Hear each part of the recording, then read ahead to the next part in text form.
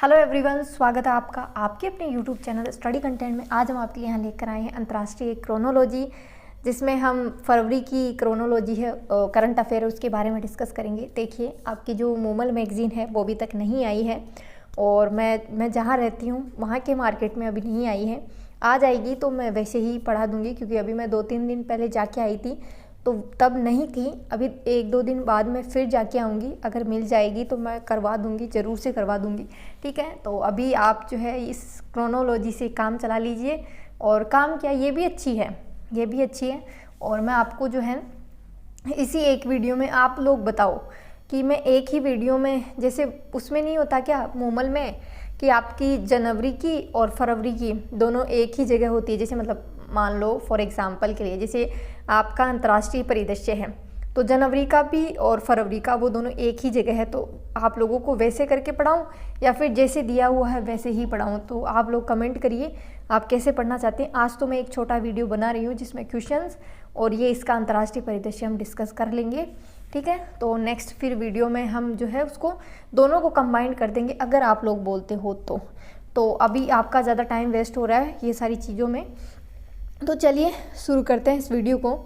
और देखिए, करंट को मैं इतना ही बोलूँगी कि करंट के जो भी एग्ज़ाम होता है अभी आपने देखा होगा 10 क्वेश्चन तो मिलते ही मिलते हैं आपको, 10 क्वेश्चन तो मिलते ही, मानते हो ये चीज़।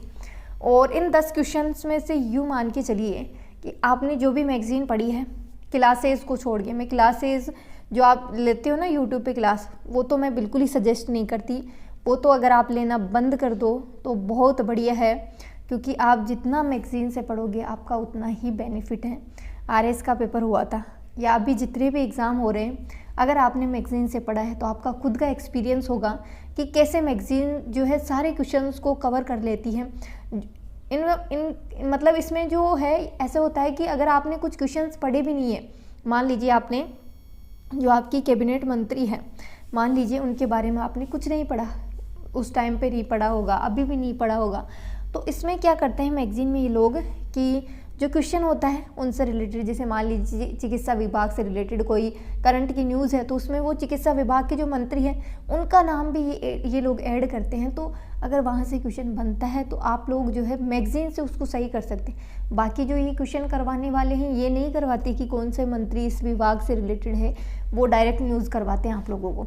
बस इतना ही कि आपका वीडियो काफ़ी लंबा हो रहा है, जिसको नहीं सुनना है उसको स्किप करके डायरेक्ट वीडियो पे आ जाना और क्वेश्चन देख लेना। ये सब चीज़ें ऐसे ही है, बाकी आपका सारा टाइम इम्पोर्टेंट है जिसमें आपको पढ़ना है बस।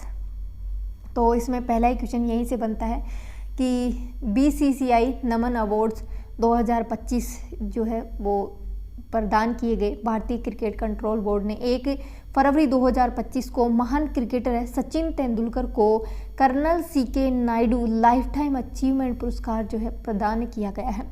और सचिन जो है ये सम्मान पाने वाले 31वें नंबर के व्यक्ति बने हैं। याद रख लेना कौन से नंबर के कौन सा अवार्ड मिला है, तो colonel CK Naidu lifetime achievement पुरस्कार सचिन तेंदुलकर को 31वें नंबर के वे व्यक्ति बने हैं।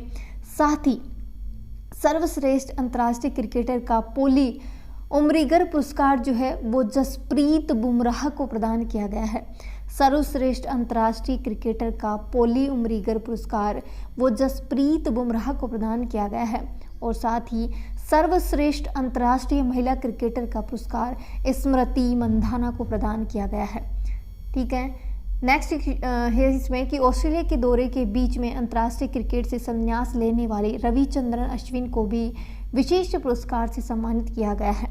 और अन्य पुरस्कार है सर्वश्रेष्ठ अंतर्राष्ट्रीय डेब्यू पुरुष और महिला में है। पुरुषों की बात करें तो सरफराज खान है और महिलाओं की बात करें तो आशा शोभना है।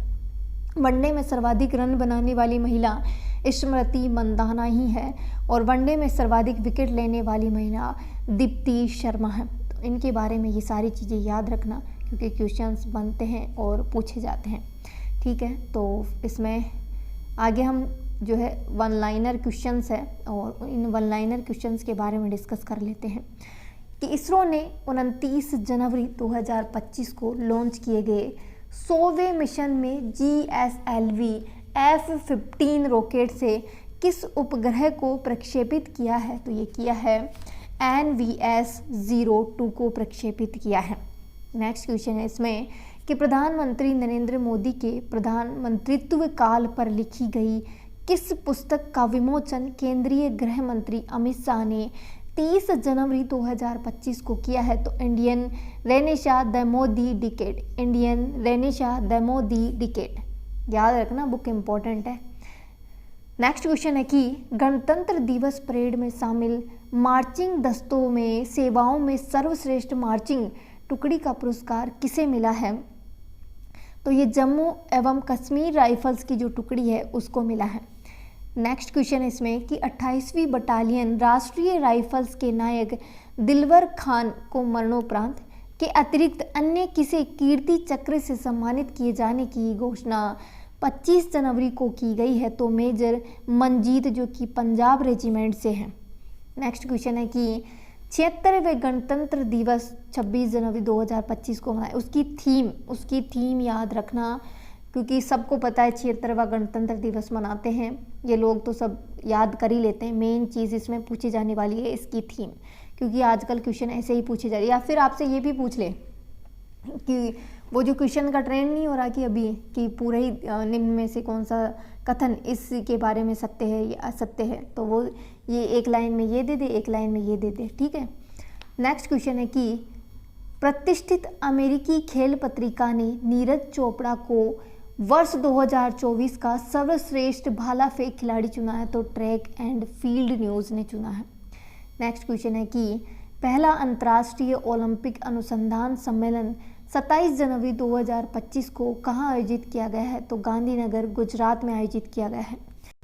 नेक्स्ट क्वेश्चन है कि रिपब्लिकन पार्टी के नेता डोनाल्ड ट्रंप ने अमेरिका के कौन से राष्ट्रपति के रूप में 20 जनवरी 2025 को शपथ ग्रहण की है? तो 47वें नंबर के राष्ट्रपति के रूप में शपथ ग्रहण की है।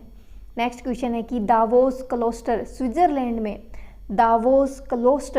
स्विट्जरलैंड में 20 से 24 जनवरी 2025 को आयोजित 55वीं विश्व आर्थिक मंच WEF की वार्षिक बैठक की थीम बुद्धिमत्ता युग के लिए सहयोग, ये इसकी थीम है।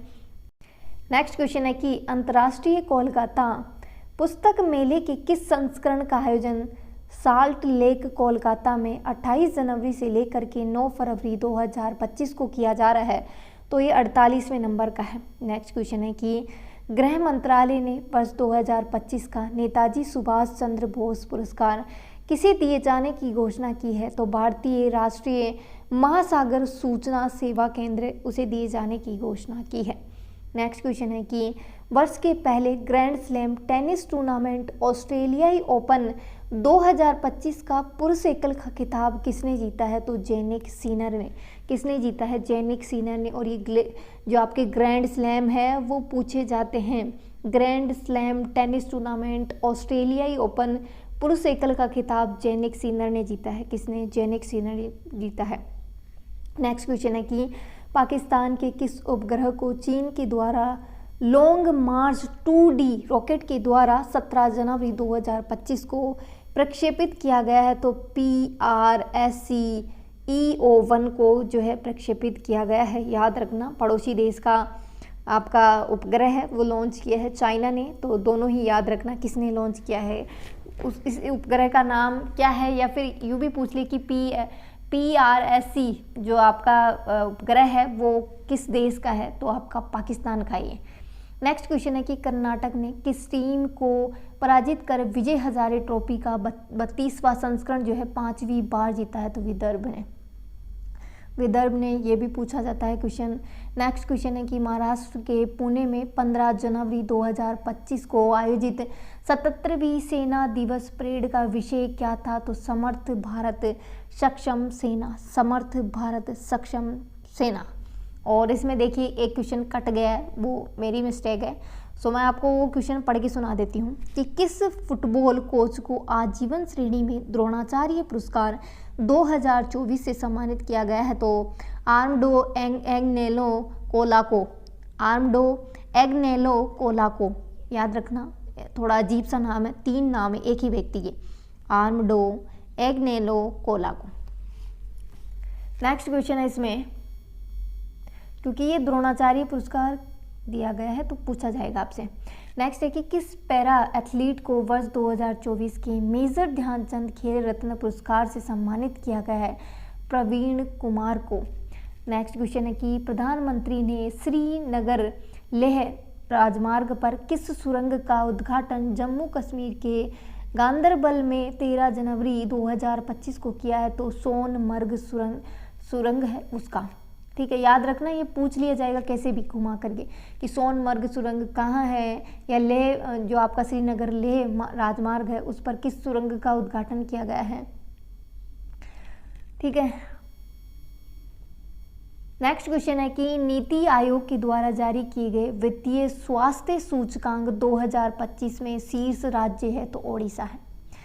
नेक्स्ट क्वेश्चन है कि किस हॉकी कोच को वर्ष 2024 के द्रोणाचार्य पुरस्कार से सम्मानित किया गया है? तो संदीप सागवान को। और एक और व्यक्ति को किया गया है द्रोणाचार्य, फुटबॉल कोच है वो अभी 3 नाम बताए थे, आर्मडो, एग्नेलो, कोलाको, मतलब 3 नाम नहीं है, ये एक ही व्यक्ति का नाम है, वो मैं ऐसे ही बोल रही हूँ आप लोगों को। नेक्स्ट है कि सुश्री सयानी दास को तेनजिंग नार्गे राष्ट्रीय साहसिक पुरस्कार 2023 किस श्रेणी में प्रदान किया गया? तो जल साहसिक श्रेणी में प्रदान किया गया है। नेक्स्ट क्वेश्चन है कि केंद्रीय गृह मंत्री अमित शाह ने केंद्रीय अन्वेषण ब्यूरो CBI के द्वारा विकसित किस पोर्टल का शुभारंभ 7 जनवरी 2025 को किया गया है? तो भारत पोल पोर्टल। नेक्स्ट क्वेश्चन है इसमें कि 85वां अखिल भारतीय पीठासीन अधिकारी सम्मेलन 20 से 21 जनवरी 2025 को कहाँ किया गया है? तो पटना, बिहार में। नेक्स्ट क्वेश्चन है कि सरला एविएशन ने भारत का पहला एयर टैक्सी प्रोटोटाइप किस नाम से जनवरी 2025 में लॉन्च किया है? तो सुन्ने नाम से पहला एयर टैक्सी प्रोटोटाइप, याद रखना, शून्य याद रख लेना, कहीं जीरो के चक्कर में जीरो दे दिया और जीरो को सही कर, शून्य याद कर लेना। ठीक है, नेक्स्ट है कि खेलो इंडिया यूनिवर्सिटी गेम्स में सर्वोच्च प्रदर्शन करने वाले किस विश्वविद्यालय को मौलाना अब्दुल कलाम आज़ाद ट्रॉफी 2024 प्रदान की गई है? तो चंडीगढ़ विश्वविद्यालय को। नेक्स्ट क्वेश्चन है कि जनवरी 2025 में परीक्षण की गई स्वदेशी रूप से विकसित माइक्रो मिसाइल प्रणाली को क्या नाम दिया गया है? तो भार्गव अस्त्र। कौन सा राज्य समान नागरिक संहिता लागू करने वाला देश का पहला राज्य बन गया है? तो उत्तराखंड है। नेक्स्ट है कि वर्ष 2025 के हेनले पासपोर्ट सूचकांक में शीर्ष स्थान प्राप्त सिंगापुर का वीज़ा फ्री स्कोर है 195। देखिए इसके बारे में डिटेल आगे पढ़ेंगे पूरी, है ना। ये पूछा जाता है आपका ये हेनले पासपोर्ट वाला, ये भी पूछा जाता है कि कितने देशों में फ्री वीज़ा, बिना वीज़ा के हम ट्रेवल कर सकते हैं भारतीय, बाकी देशों का नहीं पूछा जाता। नेक्स्ट है कि देश को मौसम के प्रति तैयार और जलवायु के प्रति स्मार्ट बनाने के लक्ष्य के साथ कौन सा मिशन 14 जनवरी 2025 को लॉन्च किया गया? तो मिशन मौसम। नेक्स्ट क्वेश्चन है कि पश्चिम बंगाल ने किस टीम को पराजित करके 78वीं संतोष ट्रॉफी अपने नाम की है? तो केरल को। नेक्स्ट क्वेश्चन है कि खेलो इंडिया विंटर गेम 2025 की पदक तालिका में लद्दाख ने कितने पदक जीत करके नंबर 1 पे रहा है? तो 7 पदक जीते हैं लद्दाख ने, कितने? 7। नेक्स्ट क्वेश्चन है कि वर्ल्ड फ्यूचर स्किल इंडेक्स 2025 में किस देश को सर्वोच्च स्थान प्रदान किया गया है? तो अमेरिका को। नेक्स्ट क्वेश्चन है कि प्रधानमंत्री ने 2 युद्धपोतों INS सूरत और INS नीलगिरी के अलावा किस पनडुब्बी को 15 जनवरी 2025 को राष्ट्र को समर्पित किया है? तो INS वाघसीर को। क्वेश्चन है कि ICC cricket of the year 2024 की सर गारफील्ड सोबर्स ट्रॉफी किस भारतीय तेज गेंदबाज ने जीती है? तो ये इन्होंने प्राप्त की है जसप्रीत बुमराह ने। नेक्स्ट है कि ऑस्ट्रेलिया ने बॉर्डर गवास्कर ट्रॉफी 2024-25 कितने वर्षों के अंतराल के बाद जीती है? तो 10 वर्षों के बाद। और देखिए इसमें मैं पहले भी बता चुकी हूँ कि एक क्वेश्चन कट गया है, तो ये नीचे वाला इधर वाला भी कट गया है, ये सुन लो आप। भारत में जनरेशन बीटा के पहले बच्चे का जन्म हुआ है आइजोल मिजोरम में। कहाँ हुआ है? आइजोल मिजोरम में जनरेशन बीटा।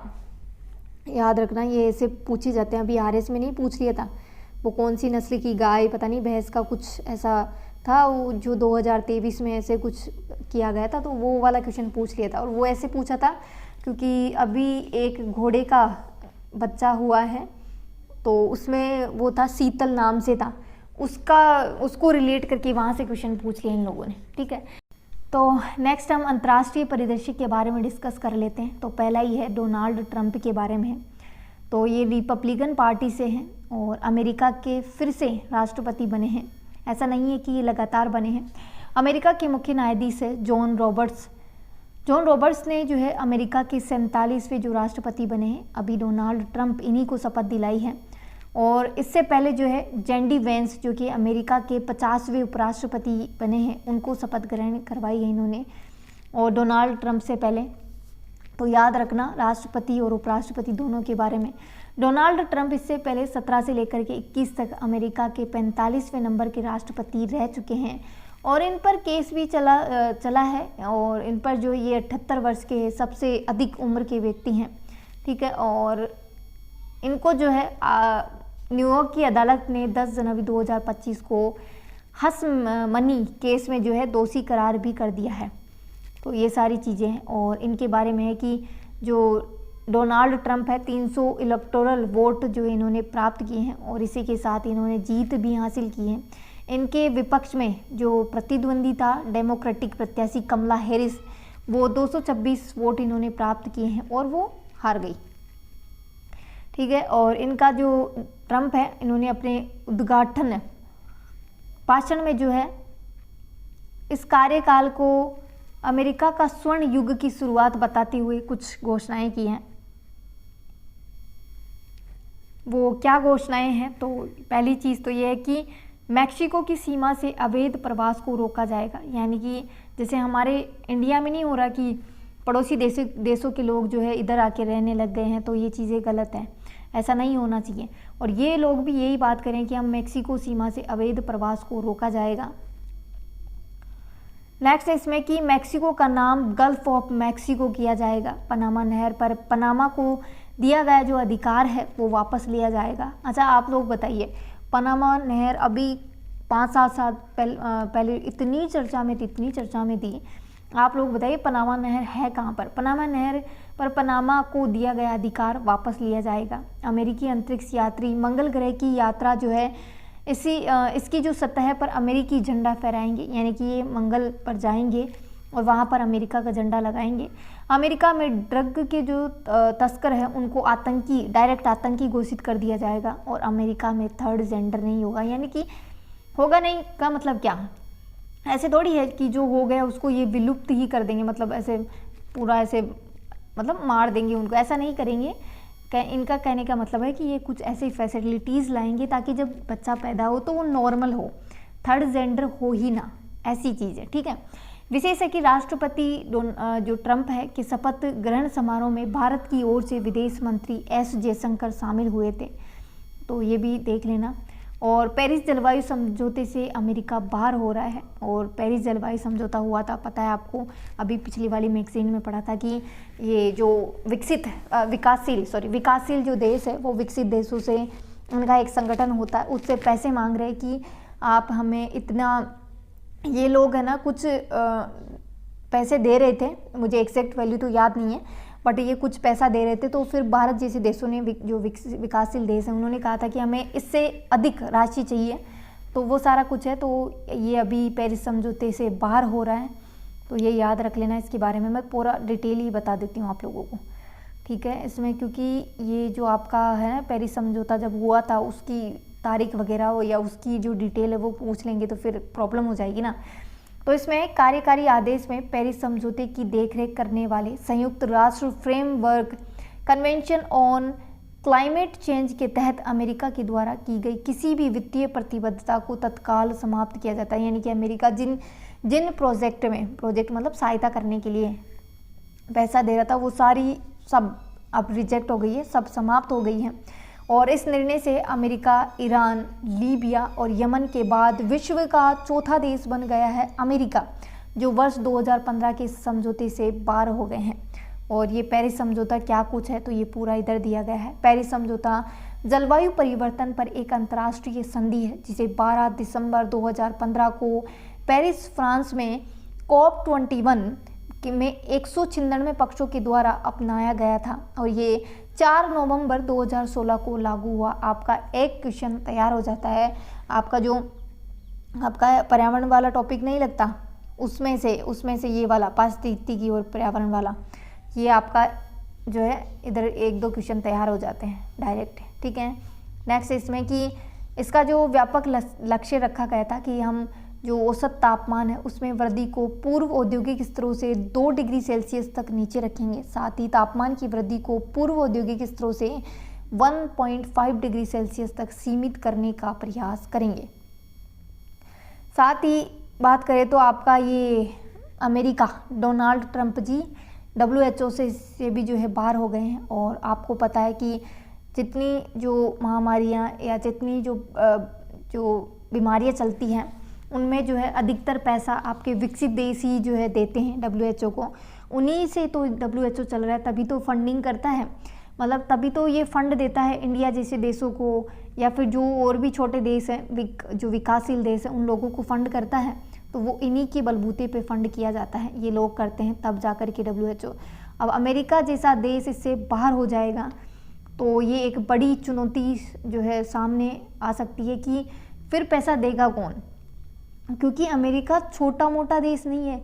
ये 18% तक, मतलब जो टोटल WHO का जो आपका जो पैसा है उसका 18% जो है अकेला अमेरिका देता है। तो इससे जो है काफ़ी कुछ फ़र्क पड़ेगा। तो इसके बारे में पढ़ लेते हैं कि ट्रंप ने अपने पहले कार्यकाल में भी अमेरिका को WHO से बाहर निकालने का प्रयास किया था जब वह 2017 से 21 तक वो राष्ट्रपति बने थे, लेकिन उस टाइम पे तो नहीं कर पाए। और तत्कालीन ट्रंप प्रशासन ने 8 जुलाई 2020 को औपचारिक रूप से विश्व स्वास्थ्य संगठन से बाहर निकलने की संयुक्त राष्ट्र को सूचना भी दी थी। और उस समय उन्होंने कोविड-19 महामारी के प्रसार को छिपाने व गंभीर प्रशासन का आरोप लगाया था, किस पर? WHO पर लगाया था इन्होंने। पूर्व राष्ट्रपति जो बाइडेन ने वर्ष 2021 में राष्ट्रपति पद को संभालने से पहले दिन ही एजेंसी के साथ अमेरिका के संबंधों को फिर से जो है मजबूत कर दिया था, फिर से इन्होंने जोड़ लिया था। तो ये तो इनका प्रयास उस टाइम पे तो असफल रहा था, लेकिन अभी मिला है मौका तो ये लोग ये अभी कर रहे हैं। अमेरिका विश्व स्वास्थ्य संगठन का सबसे बड़ा वित्तीय योगदान करता है, मैं अभी बता रही थी। कुल वित्त पोषण का 18%, लगभग 5वां हिस्सा अकेला अमेरिका प्रदान करता है।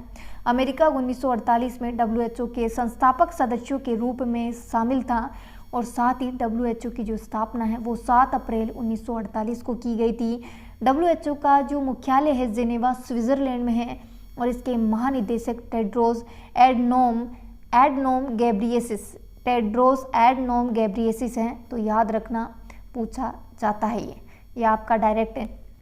अगर किसी के वो मानव रोग वाला साइंस में टॉपिक लगता है तो ये ज़रूर पढ़ जाना, रट लेना, क्योंकि जो चीज़ चर्चा में होती है वो यहीं से महानिदेशक का ही नाम पूछ लिया आप लोगों से, तो फिर आप इस पे वो नहीं कर सकते ना कि नहीं पूछा या फिर कहाँ से पूछ लिया ऐसे ही। नेक्स्ट, अन्य कार्यकारी आदेश भी हैं ट्रंप जी के, तो क्या क्या है? इन्होंने शपथ लेने के बाद लगभग 80 कार्यकारी आदेशों पर हस्ताक्षर किए हैं पहले ही दिन, भाई है ना। मैक्सिकन सीमा पर राष्ट्रीय आपातकाल की घोषणा कर दी है और बर्थ राइट सिटीजनशिप जो है उस पर रोका जाएगा, यानी कि अमेरिका में जो जन्म लेने वाले लोग हैं वो स्वतः ही उनको जो अमेरिका की नागरिकता नहीं मिलेगी, उस परंपरा को इन्होंने समाप्त कर दिया है। अभी अमेरिका की एक फेडरल कोर्ट ने इस कार्यदेश पर अस्थायी रोक लगा दी है। नेक्स्ट है कि कैपिटल दंगाइयों के खिलाफ संघीय आरोप को हटाना, आर्कटिक और तटीय क्षेत्रों में ड्रिलिंग की अनुमति देना और संयुक्त राष्ट्र अमेरिकी धन में जो धनराशि है उसमें कटौती करना, यानी कि ये जो संयुक्त राष्ट्र को जो धनराशि दे रहे थे उसमें ये कटौती करेंगे। साथ ही शुद्ध ऊर्जा उत्पादन को बढ़ावा देने के लिए ऊर्जा नीतियों में भी बदलाव किया है इन्होंने। और कुछ आदेश है, तो क्या है? कार्यकारी आदेश कि कार्यकारी आदेश राष्ट्रपति के द्वारा एक तरफा जारी आदेश है जो एक कानून की तरह शक्ति रखता है, बिल्कुल रखता है, और कानून के विपरीत कार्यकारी आदेशों को कांग्रेस की मंजूरी की आवश्यकता नहीं होती है, कांग्रेस उन्हें पलट नहीं सकती है, लेकिन अदालत में चुनौती जरूर दे सकती है। नेक्स्ट क्वेश्चन है कि इंडोनेशिया बना ब्रिक्स का 10वां सदस्य बना है। दुनिया का सबसे बड़ा मुस्लिम देश इंडोनेशिया ब्रिक्स समूह का पूर्णतया सदस्य बन चुका है। और इनके बारे में क्या कुछ है, तो ये ब्रिक्स के बारे में भी याद रखना कि इसके इंडोनेशिया जो है 10वें पूर्ण सदस्य के रूप में शामिल जो है होने की आधिकारिक घोषणा ब्राज़ील के जो ब्रिक्स के जो वर्तमान अध्यक्ष ब्राज़ील के द्वारा 6 जनवरी 2025 को की गई है। और इंडोनेशिया में जो ब्रिक्स का जो संगठन है वो शामिल होने को लेकर के 2023 जोहान्सबर्ग से जो है सहमति बनी थी उस टाइम से, मतलब 2023 से ये चल रहा है सारा मामला। ब्रिक्स का जो गठन है वो 16 जून 2009 को ब्राज़ील, रूस, भारत और चीन के द्वारा किया गया था। ब्रिक्स इसके नाम में ही है, ये सारे जो इसके फाउंडर देश है वो। बस 2010 में दक्षिण अफ्रीका इसमें शामिल हुआ और जनवरी 2024 में ब्रिक्स में ईरान, मिस्र, इथोपिया और यूएई को शामिल किया गया। साथ ही इंडोनेशिया जो है इसमें शामिल होने वाला 10वें नंबर की संख्या इंडोनेशिया ने प्राप्त की है। और इसमें बात करते हैं तो नाइजीरिया बना ब्रिक्स का 9वां भागीदार देश बना है। और 10वां कौन सा बना है, तो इंडोनेशिया बना है। अफ्रीका महाद्वीपीय राष्ट्र है नाइजीरिया को ब्रिक्स समूह के भागीदार देश यानी कि पार्टनर कंट्री के रूप में शामिल किया गया है। नाइजीरिया को 9वां बना है, 90 नंबर का। ये देखिए पूछ लिया जाता है, ये ऐसी संस्था है WHO आपका ये ब्रिक्स है, और ये ऐसी संस्थाएं हैं कि इनके बारे में पूछा जाता है। इनके तो देश भी पूछ लिए जाते हैं कि कितने देश इसमें भागीदार हैं, ऐसे तक पूछ लेते हैं ये लोग। नाइजीरिया जो है 90 नंबर का ब्रिक्स भागीदार देश के रूप में शामिल करने की जो जानकारी है ब्राज़ील के द्वारा जनवरी 2025 में दी गई थी। और अभी तक ब्रिक्स के जो भागीदार देश है वो नाइजीरिया है, बेलारूस है, बोलीविया है, क्यूबा है, कजाकिस्तान, मलेशिया, थाईलैंड, युगांडा और उज्बेकिस्तान है। देखिए इसमें सारे जो है छोटे छोटे देश है, बड़ी कंट्री कोई भी नहीं है, ठीक है। कि ब्रिक्स में जो साझेदार देश हैं वो उनको जो है मंत्री स्तरीय बैठक है उनमें भाग लेने के लिए आमंत्रित किया जाता है। और 2025 जुलाई में जो है ये आपका ब्राज़ील की अध्यक्षता में रियो डी जेनेरियो में जो है ब्रिक्स का सम्मेलन आयोजित होना है। उसकी थीम ग्लोबल साउथ, इसी थीम के साथ ये आयोजित किया जाएगा। नेक्स्ट क्वेश्चन है कि रूस और ईरान ने किए व्यापक रणनीतिक साझेदारी संधि पर हस्ताक्षर किए हैं। तो आपको सबको पता है कि रूस और यूक्रेन युद्ध और मध्य पूर्व एशिया के घटनाक्रम के मध्य रूस और ईरान ने 20 वर्षीय रणनीतिक जो साझेदारी है उस पर हस्ताक्षर किए हैं, ठीक है। और इसका वही मतलब इतना कोई क्वेश्चन इम्पोर्टेंट नहीं बनता है, ठीक है। और ये ज़रूर याद रख लेना, ये इनके आपके ईरान के जो राष्ट्रपति हैं मसूद पेजेस्कियन और रूस के जो राष्ट्रपति हैं व्लादिमीर पुतिन, ये ज़रूर पूछ लिए जाते हैं। बाकी यहाँ से कोई वो नहीं है, वही समझौता होगा तो वही रक्षार वही सारे, है ना। ये यहाँ से कोई इतना इम्पोर्टेंट बनेगा नहीं क्वेश्चन, आप ये तो छोड़ ही देना। आप नेक्स्ट ये है इम्पोर्टेंट है कि ग्लोबल फायर पावर इंडेक्स। अब ये क्या चीज़ है, देखिए हमारी जो सेना है उसकी ताकत के हिसाब से, जो सेना है किसी भी देश की उसकी ताकत के हिसाब से ये आपकी जो ग्लोबल फायर इंडेक्स है वो जारी की जाती है। और अभी ये जो जारी की गई है तो 145 देशों की सैन्य शक्ति की तुलना, उनकी भूमि, समुद्र, हवा में युद्ध करने की उनकी क्षमताओं के आधार पर ये आपकी ये इंडेक्स जारी की जाती है। इस सूचकांक का जो निर्माण है 60 से अधिक कारकों के आधार पर किया जाता है। याद रखना 60 से अधिक कारक, एक भी नहीं। हम ये सोचते हैं ना कि एक आध चीज़ को देख करके वो लोग डिसाइड कर लेते हैं कि हाँ बस यही फर्स्ट नंबर पे, यही सेकंड नंबर पे। नहीं नहीं भाई, 60 चीज़ें, 60 ऐसे कारक होते हैं जो आधार बनते हैं और तब जाकर के रैंकिंग जारी की जाती है। ग्लोबल फायर पावर की 2025 की जो रैंकिंग है उसमें अमेरिका नंबर 1 पे, रूस और चीन दूसरे और तीसरे स्थान पर और भारत हमेशा की तरह चौथे स्थान पर है। टॉप 10 में जो है चीन, भारत, दक्षिण कोरिया, जापान ने अपनी जगह बनाई है और पाकिस्तान इस बार टॉप 10 से बाहर है। तो आप लोग बस इतना याद रख लेना कि इंडिया की क्या रैंकिंग है और इंडिया को कितना स्कोर मिला है, वो चीज़ याद रख लेना। इंडिया चौथे नंबर पे है और 0.1184 के साथ जो है मतलब ये स्कोर किया है इंडिया ने और ये चौथे स्थान पर है। बस इतना याद रख लेना, बाकी इतना इसमें कोई याद करने की ज़रूरत नहीं है, ठीक है। नेक्स्ट हम बात करते हैं कि Times Higher Education World University ranking है वो जारी की गई, जिसमें जो है 11 श्रेणियों में आपकी ये जो रैंकिंग है वो जारी की जाती है। तो कुछ इस प्रकार है ये 11 श्रेणी, वही आपके जिन जिन सब्जेक्ट्स में होती है मतलब पढ़ाई होती है वो सारी चीज़ें आ जाती है इसमें ना, ऐसा कुछ नहीं है। तो इसमें टॉप 1 पे है आर्ट्स एंड ह्यूमैनिटीज़ का आपका मैसाचुसेट्स इंस्टीट्यूट है ऑफ टेक्नोलॉजी, अमेरिका का है। बाकी यहाँ से वो इतना नहीं बनेगा। बस एक चीज़ याद रख लेना कि आपका यहाँ ये भारत का भी कोई तो यूनिवर्सिटी है जो इसमें जगह बनाई है टॉप 100 में। हाँ ये रहा भारतीय विज्ञान संस्थान है बेंगलुरु, कंप्यूटर विज्ञान के लिए शीर्ष टॉप 100 में रैंकिंग आई है इनकी, और ये एकमात्र संस्था है जो इसमें शामिल हुई है। और पहली बार भारतीय विज्ञान संस्थान बेंगलुरु ने विषय के आधार पर विश्वविद्यालय रैंकिंग में टॉप 100 में जगह बनाई है और 99वां स्थान। भाई बताओ, टॉप 100 में बनाई है, उसमें भी हम एक ही स्थान आगे हैं। ऐसे नहीं कि हम 90 नंबर पे आ जाए, ऐसा नहीं भाई, 99, ठीक है। वो ऐसा नहीं होता कि किसी बच्चे के 99 आए बट 100 नहीं आए, वो ऐसा कुछ। तो इसमें है कि विगत वर्ष की रैंकिंग में IISc की रैंकिंग है 251 से 300 के बीच थी। वो मत करना आप याद, यही कर लेना बस, आपको यही याद करना है कि इस बार 99वें स्थान पर है। नेक्स्ट है कि वर्ष 2024 पृथ्वी का अब तक का सबसे गर्म वर्ष रहा है, और ये आपकी एजेंसी है यूरोपीय जलवायु एजेंसी कोपरनिकस, इसके द्वारा ये रिपोर्ट बताई गई है, जिसमें 2024 को सबसे गर्म वर्ष दर्ज किया गया है। और ये जो एजेंसी है वो 1850 से जो है आपके तापमान को दर्ज कर रही है, जिसमें कहा इन्होंने कि वर्ष 2024 सबसे गर्म वर्ष रहा है, और इसमें पूर्व औद्योगिक जो तापमान है वो 1.5 डिग्री सेल्सियस से अधिक रहा, और जनवरी से जून तक का जो हर माह है वो अब तक का सबसे गर्म माह रहा है, ठीक है। और इसमें जो है कोपरनिकस ने पाया है कि 2024 में अंटार्कटिका और ऑस्ट्रेलिया को छोड़कर के सभी महाद्वीपीय क्षेत्रों के लिए सबसे गर्म वर्ष था ये। इसमें वैश्विक औसत तापमान 17.16 डिग्री सेंटीग्रेड तक पहुंच गया, जो कि अब तक का सबसे गर्म दिन था, 22 जुलाई 2024 का दिन। और 2024 में CO2 की बात करें, कार्बन डाइऑक्साइड, तो 422 प्रति मिलियन, और मीथेन का स्तर है 1897 भाग प्रति अरब तक जो है पहुंच गया है।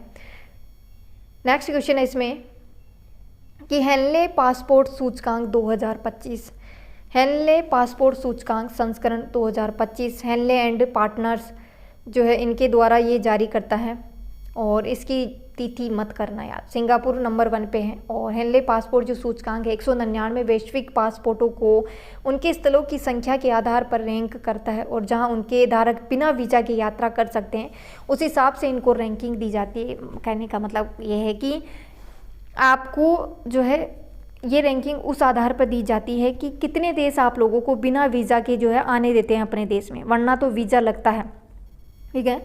तो ये इसमें कहा है कि 277 स्थलों को कवर किया गया है, तथा इंडेक्स तैयार करने के लिए आंकड़े जो है अंतर्राष्ट्रीय वायु परिवहन संघ जो है ये प्राप्त करता है। यहाँ से कोई इंपॉर्टेंट आपका क्वेश्चन नहीं बनेगा, तो ये ज़रूर याद रख लेना कि अमेरिका जो है 186 देशों में जो फ्री में जो है अमेरिका के लोग वहाँ पर वो कर सकते हैं, जा सकते हैं 186 देशों में।